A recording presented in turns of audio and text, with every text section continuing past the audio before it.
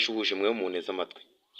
APR twagiye twariye ibijumba n'ibishimbo, twariye ibigori turi kubitamo imyuna, tuzi ko tugiye kubatsinda ibitego mugera muri 25.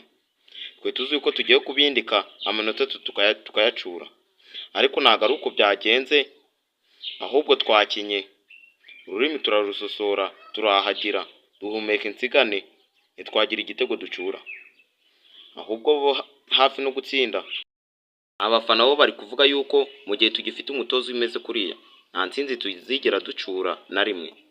Umutoza afite imyaka 80, none akeneye gutoza ikipe, ahubwo ntago ashoboye kwikontorora ngo arashobora gutoza abakinnyi, nkuko hakunda umuntu aza akeneye kwirutwa.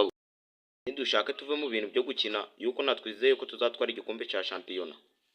Nangwa ibyo bidahagije, amakipe yose yagize ubwoba. APR kuba yeguye, aka kanya APR yeguye ntago izongera gukina.